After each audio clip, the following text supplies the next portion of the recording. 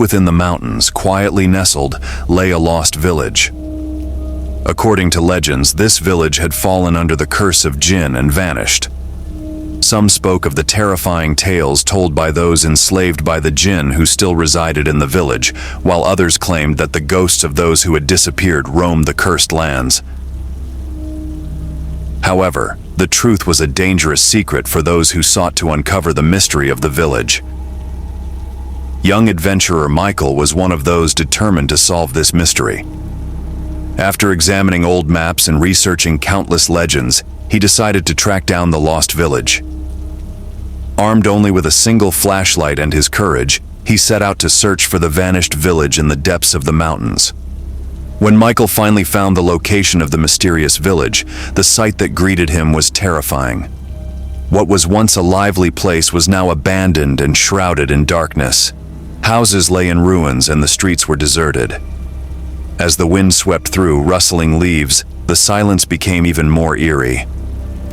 But Michael could sense the dark secret lurking behind this silence. He pressed on and began to explore the streets of the village step by step. With each step, he thought he could see the shadows of the village's former inhabitants' ghosts. In one corner, he stopped amidst the rubble of an old house. He ventured inside with his flashlight. The interior of the house was dark and unsettling. The walls bore the marks of years gone by, but it was clear that something was amiss. For a moment, he held his breath, then began to move around the room. Suddenly, he heard a faint whisper. His eyes darted around the room, and suddenly, he froze as a figure appeared before him. The presence of a Djinn filled Michael with dread. Its eyes glowed with a red light and its face bore a sinister smile. The Djinn began to speak with a dark voice. "Welcome, stranger," it said. "It's not unusual to see you here as one of the prisoners of our village.